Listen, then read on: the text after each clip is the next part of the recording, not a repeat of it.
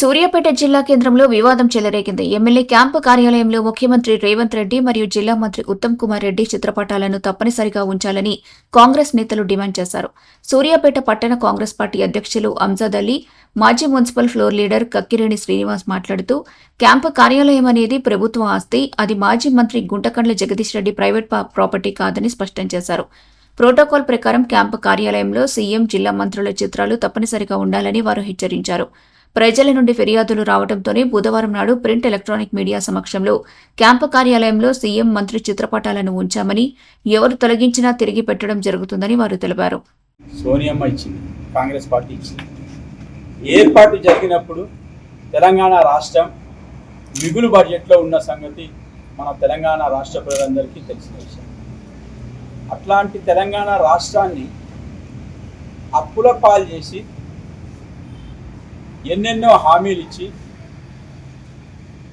3 ఎకరాల వ్యవసాయ భూమి ఇస్తానని చెప్పి, ప్రతి ఇంటికి ఉద్యోగం ఇస్తానని చెప్పి, దళితులకు 10 లక్షల రూపాయలు దళిత బంధు ఇస్తానని చెప్పి, అమలు కాని హామీలన్నీ ఇచ్చి వాటిని తుంగలో దొక్కి ఒక ప్రాజెక్టు పేరు మీద 1,00,000 కోట్ల దుర్వినియోగానికి పాల్పడింది అప్పటి ప్రభుత్వం. ఇదంతా గమనించిన ప్రజలంతా ఆ పాలనను వద్దనుకుని ఇందిరమ్మ రాజ్యం వస్తేనే మళ్ళీ సంక్షేమం, అభివృద్ధి విషయంలో ప్రజలంతా బాగుంటారని చెప్పి ఆకాంక్షతోని ప్రజలు ఈ కాంగ్రెస్ పార్టీ ప్రజా ప్రభుత్వాన్ని ఎన్నుకోవడం జరిగింది. గౌరవనీయులు ముఖ్యమంత్రిగా రేవంత్ రెడ్డి గారు ప్రమాణ స్వీకారం చేసి ఇప్పటికీ ఇది 20వ నెల. 20 నెలల కాలంలో అప్పట్లో ఎన్నికల్లో ఇచ్చిన హామీలలో, మేనిఫెస్టోలో పెట్టిన హామీలలో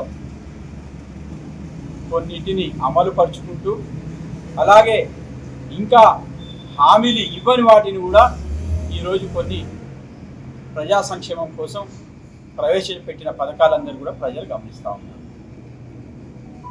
నువ్వు ఇస్తా అన్న హామీలు ఆ రోజు టీఆర్ఎస్ పార్టీ పూర్తిగా అమలు చేయటంలో 10 ఏళ్ల కాలం వాళ్ళు పాలించిన పూర్తి స్థాయిలో విఫలమైంది.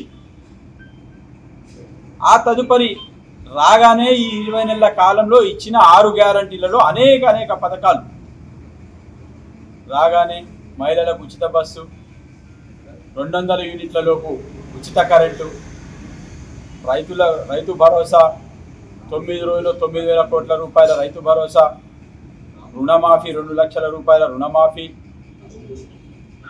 ఈ విధంగా చూసుకుంటా పోతా ఉంటే సన్న ఒడ్లు, రేషన్ కార్డులు, ఇప్పుడు ఇందిరమ్మ ఇండ్లు, ఇవన్నీ కూడా ఈ 20 నెలల కాలంలో ఈ 20 నెలల కాలంలోనే ఈ పథకాలన్నీ అమలు జరుగుతున్నాయా లేదా?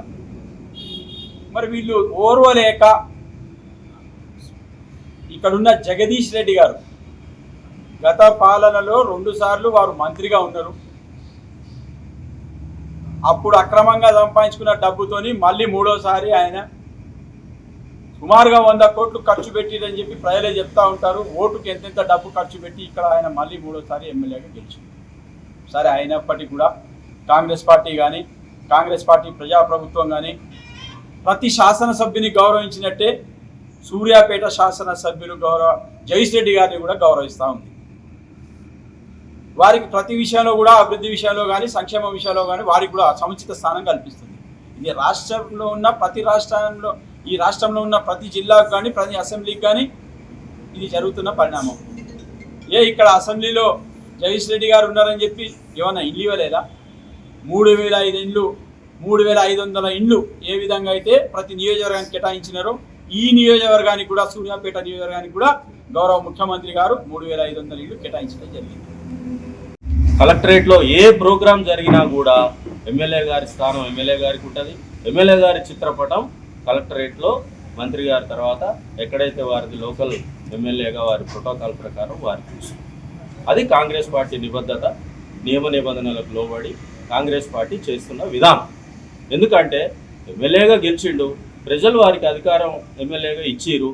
కానీ ఎమ్మెల్యే ఈ పార్టీ అయినా ఆ పార్టీ అయినా కూడా వారికి సంబంధించిన స్థానం వారికి కల్పించాలనేది మా నాయకుల యొక్క ముఖ్య ఉద్దేశం. మీరు చూడండి, కలెక్టరేట్లో ఇందిరామిళ్ల పంపిణీ కానివ్వండి, రేషన్ కార్డుల పంపిణీ కానివ్వండి, ఇంకే ఇతర కార్యక్రమం చేసినా కూడా అక్కడ మా కాంగ్రెస్ పార్టీ నాయకులు, మా మంత్రులు, ముఖ్యమంత్రి గారు, మా మంత్రి ఉత్తమ్ కుమార్ రెడ్డి గారితో పాటు వారు బీఆర్ఎస్ పార్టీ ఎమ్మెల్యే అయినా కూడా లోకల్ ఎమ్మెల్యే అనే ఒకే ఒక ఉద్దేశంతో వారి చిత్రపటాన్ని కూడా అక్కడ ఉంచడం జరుగుతుంది. మరి గవర్నమెంట్ కట్టించిన క్యాంప్ ఆఫీస్లో ఇప్పుడు ముఖ్యమంత్రి రేవంత్ రెడ్డి గారి ఫోటో కానివ్వండి, జిల్లా మంత్రివర్యులు, జిల్లా అభివృద్ధి ప్రదాత ఉత్తమ్ కుమార్ రెడ్డి గారి చిత్రపటాన్ని ఉంచితే నీకే నొప్పి కలిగింది జగదీష్ రెడ్డి గారు? ఆ మాత్రం ఆలోచన లేదా మీకు? మీ ఫోటో లేకుంటే ఎప్పుడన్నా ప్రభుత్వ కార్యక్రమం జరిగిందా?